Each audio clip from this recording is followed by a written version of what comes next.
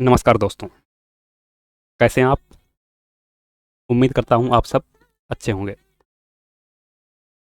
आज का हमारा वीडियो नदियों द्वारा निर्मित आकृतियाँ।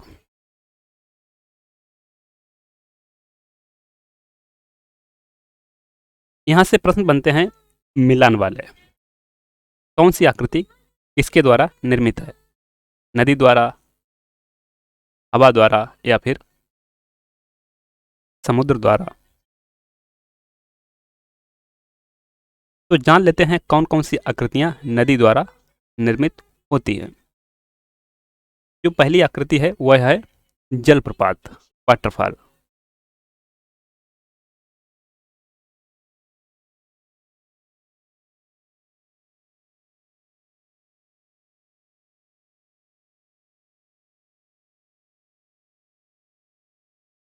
जलप्रपात, वाटरफॉल्स क्या होते हैं?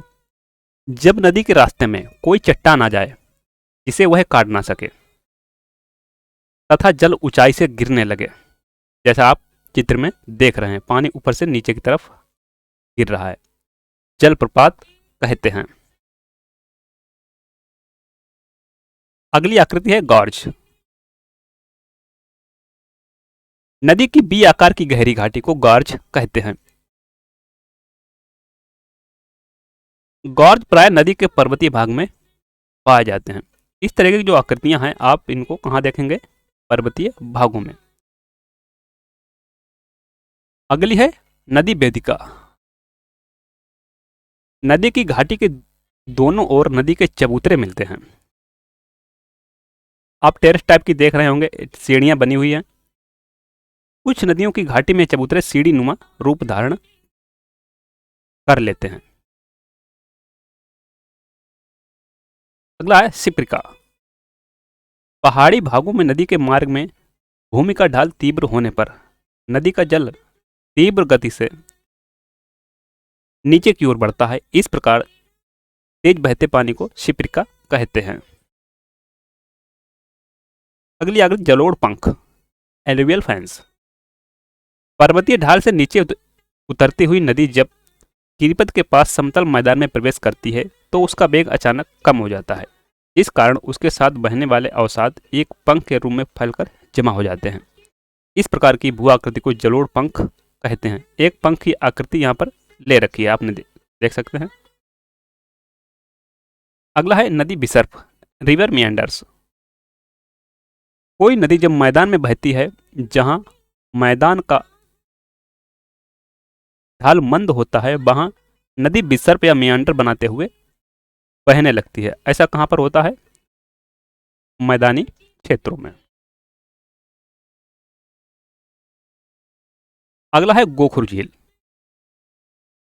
गोखुर झील एक प्रमुख प्रवाही जल नदी अपरदनात्मक करती है, जो नदी के प्रौढ़ावस्था के बाद उसके विसर्पों के अर्धचंद्राकार हिस्से के मूल धारा से कट जाने और उसके जल इकट्ठा हो जाने से बनती है। You can see in picture. पहले क्या था, नदी इस तरीके से ऐसे बह रही थी और फिर क्या हुआ, नदी इधर से ही ऐसे बहने लगी, इस हिस्से को छोड़ दिया।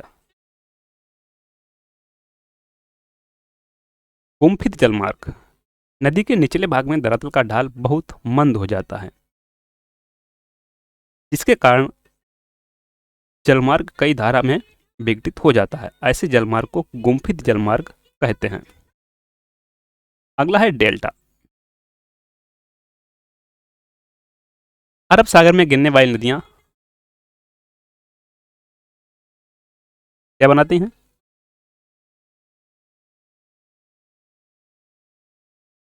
एस्चुरी। जब नदी का भार अत्यधिक ढलान बहुत मंद हो जाता है तो नदी सागर में मिलने से पहले बहुत सी भुजाओं में बंटकर एक त्रिभुजाकार आकृति को जन्म देते हैं, जिसे डेल्टा कहते हैं। एस्चुरी। जब नदी बहुत सी धाराओं में न भुजाओं में न बंटकर सीधे सागर में मिले, ऐसे मुहाने के एस्चुरी कहते हैं। अब जो अरब सागर में नदियां गिर रही हैं वह एस्चुरी का फॉर्म करती हैं, और वहीं बंगाल की खाड़ी में गिरने वाली नदियां डेल्टा का फॉर्म करती हैं, क्योंकि बंगाल की खाड़ी में गिरने वाली नदियां अपने साथ अवसाद लेकर आती हैं, जो किनारे पर जमा कर देती हैं। अगला है जलोढ़ निक्षेप। नदियों द्वारा बनाए गए निक्षेप को जलोढ़ निक्षेप कहते हैं। बाढ़ मैदान। किसी नदी के मध्य एवं निचले मार्ग में जहां तक बाढ़ के समय नदी का पानी फैलता हो, उसका बाढ़ का मैदान कहलाता है।